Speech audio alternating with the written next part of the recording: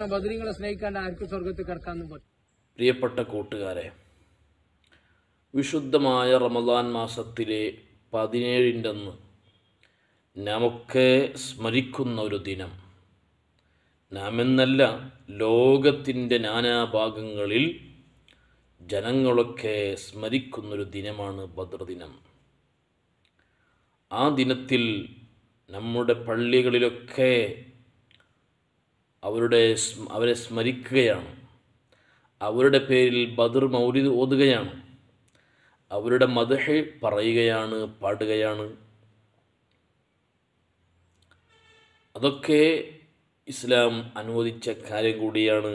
അല്ലാഹുവിൻ്റെ ഹബീബ് സല്ലല്ലാഹു അലൈഹി വസല്ലമ തങ്ങളാണ് ആ ബദരീങ്ങളെ കൂട്ടത്തിൽ ഏറ്റവും ഫസ്റ്റ് നിൽക്കുന്നത്.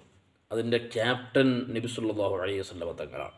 അപ്പോൾ ബദരീങ്ങളെന്ന് പറയുമ്പോൾ നബി സല്ലല്ലാഹു അലൈഹി വസല്ലമ തങ്ങൾ അടങ്ങിയ കൂടിയ അവരാണ് ബദരീങ്ങൾ. അവരെ മഹത്വം ധാരാളമാണ്. അവരെ മഹത്വം പറഞ്ഞു തീർക്കാൻ കഴിയില്ല. ഒരു സുഹൃത്ത് പറയാണ്, ഞങ്ങൾ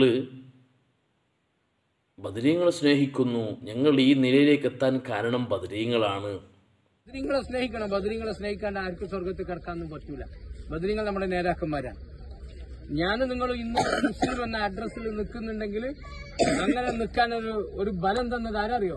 അന്ന് ഈ 300 ചില്ലാൻ ആൾക്കാർ ഇവരോട് ഏറ്റുമുട്ടിയതുകൊണ്ടാണ്. അവരെങ്ങാൻ അന്ന് പിന്മാറി പോയിനെങ്കിണ്ടല്ലോ ഇസ്ലാം ലോകത്തുനിന്ന് തുടച്ചു നീക്കപ്പെടും. പിന്നെ എന്നിട്ട് പറയുന്നു, ബദരീങ്ങളെ ആ ദിനത്തിൻ്റെ അന്ന് ചോറ് കൊടുക്കുന്ന ഒരു പ്രയാസമാണ്. സുബ്ഹാന ജല്ല ജലാലുഹു. പത്തിരി നെയ്ച്ചോറുണ്ടാക്കിയിട്ടൊന്നും അങ്ങനെ ഒന്നും സഹിക്കാൻ പറ്റില്ല. അതെല്ലാം ആർക്കും കഴിയും. പത്തിരി നെയ്ച്ചോറെല്ലാം ഉണ്ടാക്കി കൊടുക്കാൻ ആർക്കും കഴിയാത്ത അങ്ങനെയല്ല മഹബത്ത് എങ്ങനെയോ. ഇവിടെ രക്തം ചീന്തിയ 14 ആളുകൾ അവർ ഈ ഒരു ആദർശത്തിന് വേണ്ടിയിട്ടാണ് ജീവിച്ചത്. ഒരു ആദർശം. അവർ നമുക്കൊരു ആദർശം കാണിച്ചെന്ന്. ലാ ഇലാഹ ഇല്ലല്ലാഹ് പാതിരാത്രി പോലെ അങ്ങനെ വിളിക്കണം എന്നാണ്. അങ്ങനെ വിളിക്കാൻ നമുക്ക് ചെയ്യണം. അതാണ് ബദരീങ്ങളോടുള്ള മഹബത്ത്. എന്തിൻ്റെ പേരിൽ അങ്ങനെ പറയുന്നു അവർക്കറിയില്ല.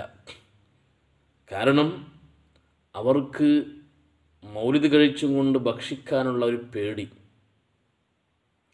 അവർ പൊതുവെ വിശ്വാസം കുറഞ്ഞവരാണ്. ബദരീങ്ങളെ പേരിൽ നൽകുന്ന ആ ഭക്ഷണം അത് കഴിച്ചാൽ അവരുടെ ആ വസ്വാസ് മാറുമെന്നുള്ള പേടിയായിരിക്കാം. എന്തുകൊണ്ട് അന്ന് ഭക്ഷണം കഴിക്കാൻ പാടില്ല, അന്ന് ഭക്ഷണം നല്ല ഭക്ഷണം ഉണ്ടാക്കാൻ പാടില്ല എന്ന് പറയുന്നത്? ഇയാളെ കല്യാണത്തിന് അല്ലെങ്കിൽ ഇയാളെ മകളെ കല്യാണത്തിന് അയാൾ ഭക്ഷണം ഉണ്ടാക്കുന്നില്ലേ? അപ്പം എന്തേ അയാളുടെ മകളെ കല്യാണത്തിനോ അല്ലെങ്കിൽ വേറെ കല്യാണത്തിനോ വീട്ടിലെന്തെങ്കിലും വിഷയം നടക്കുമ്പോൾ ഭക്ഷണം ഉണ്ടാക്കുന്ന എന്തിനാണ്? തിരിച്ചും കൊണ്ട് ബദരീങ്ങളെ ആണ്ട് നടത്തി ഭക്ഷണം വിതരണം ചെയ്യുമ്പോൾ വലിയൊരു വിഷമം അവർക്ക്.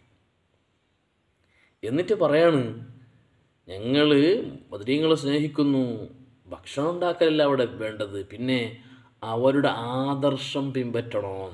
അതാണ് ഞങ്ങൾക്കും പറയാനുള്ളത്. ആദർശം പിൻപറ്റണം. തറാവീഹ് 20 റക്അത്തെന്ന് നമ്മളോട് പറഞ്ഞു തന്ന ഉമർ ഇബ്നുൽ ഖത്താബ് റളിയല്ലാഹു അൻഹു ആ കൂട്ടത്തിലുണ്ട്. അതുപോലെ ഉമർ ഇബ്നുൽ ഖത്താബ് റളിയല്ലാഹു അൻഹു തറാവീഹ് 20 റക്അത്ത് നമസ്കരിക്കുന്ന സമയത്ത് അതിനെ എതിർക്കാത്ത, കാരണം തറാവീഹ് 20 അല്ല എങ്കിൽ നബി സല്ലല്ലാഹു അലൈഹി വസല്ലം തങ്ങൾ അങ്ങനെ പഠിപ്പിച്ചിട്ടില്ലെങ്കിൽ ഉമർ ഇബ്നുൽ ഖത്താബ് റളിയല്ലാഹു അൻഹു ചെയ്യുമ്പോൾ അവർ എതിർക്കൂലേ? പക്ഷേ അവരാരും എതിർത്തിട്ടില്ലല്ലോ.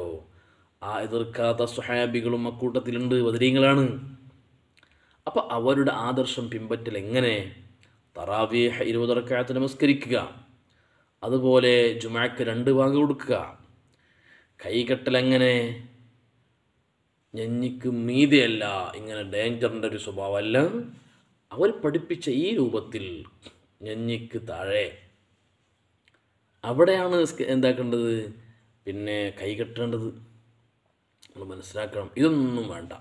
ആദർശം എന്ന് പറഞ്ഞാൽ എന്താ? ലാ ഇലാഹ ഇല്ലല്ലാഹ് മുഹമ്മദുർ റസൂലുള്ളാഹ്. അതിന് അർത്ഥം എന്താണ്? അതൊന്നും ശരിയായി അർത്ഥം വെക്കാൻ പോലും അറിയാത്തവരാണ് ഇത് പറയുന്നത്.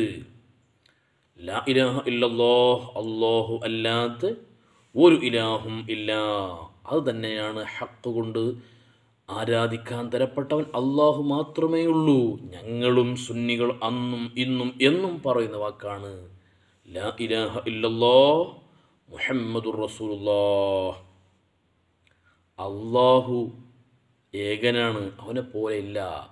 എന്തിന് പറഞ്ഞു? തൊട്ടടുത്ത് പറഞ്ഞൊരു കാര്യമാണ് മുഹമ്മദുർ റസൂലുള്ളാഹ്. മുഹമ്മദ് നബി സല്ലല്ലാഹു അലൈഹി വസല്ലം തങ്ങൾ അള്ളാഹുവിൻ്റെ റസൂലാണ്.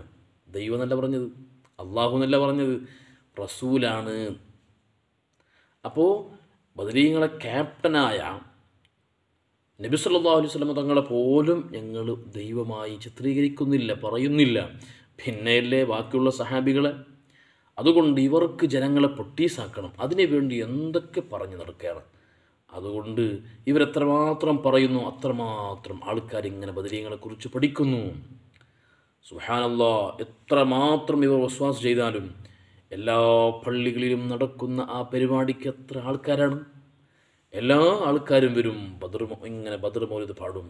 വജാദൂ ബി അംവാലിൻ വബാഉ നുഫൂസഹും ലിദീനിൽ ഹുദാ ഫീ കുല്ലി മൗത്തിനി ഗസ്വതി. അതുപോലെ തവസ്സൽന ബിസ്മില്ലാ വബിൽഹാദി റസൂലില്ലാ വകുല്ലി മുജാഹിദില്ലാ വഅഹ്ലിൽ ബദ്രി യാ അല്ലാഹ്.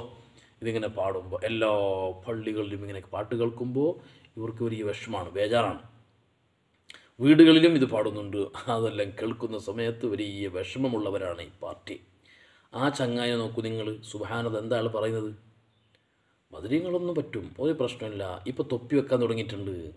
നോക്കൂ നിങ്ങൾ, മുമ്പ് തൊപ്പിയൊന്നുമില്ല, തലയില്ലാതെ തെങ്ങിനെ പോലെയായിരുന്നു. ഇപ്പോഴോ തൊപ്പി വെച്ചിട്ട് ജനങ്ങളെ പൊട്ടിസാക്കാൻ നോക്കാം. ഏതിരുന്നാലും ഇരിക്കട്ടെ, ഇവർ പറയുന്നത് പച്ചക്കള്ളമാണ്. നമ്മളൊരിക്കലും ബദരീങ്ങളെ പിന്നെ ചീത്ത പറയുന്നവരല്ല എന്ന് അവർ പറയണം. നമ്മൾ സ്നേഹിക്കുന്നു. എങ്ങനെ സ്നേഹിക്കുക? എങ്ങനെ സ്നേഹിക്കുക? നിങ്ങൾ മനസ്സിലാക്കണം. തറാവീഹ് 20 റക്അത്താണെന്ന് പഠിപ്പിച്ച മഹാന്മാരെ തള്ളിയും കൊണ്ട് ആ ബദരീങ്ങളാണ് പഠിപ്പിച്ചത്. എന്നിട്ട് അവരെ തള്ളാണ്. കൈ എങ്ങനെ കെട്ടണമെന്ന് പറഞ്ഞത് ആ ബദരീങ്ങൾപ്പെട്ടവരാണ്. അതുപോലെ ജുമുഅക്ക് 2 വാങ്ക് പറഞ്ഞതും ബദരീങ്ങളിൽപ്പെട്ടവരാണ്. അവരൊക്കെ തള്ളുന്നു. എന്നിട്ട് പറയുന്നു ഞങ്ങൾ ആദർശം ബദരീങ്ങളതാണ്. എന്ത് പയത്തമാണ് ഇവർ പറയുന്നത്? അള്ളാഹു നമ്മളെ കാക്കട്ടെ. അള്ളാഹു നമുക്ക് ഇസ്സത്തും അഭിമാനവും അന്തസ്സും നൽകി അനുഗ്രഹിക്കും.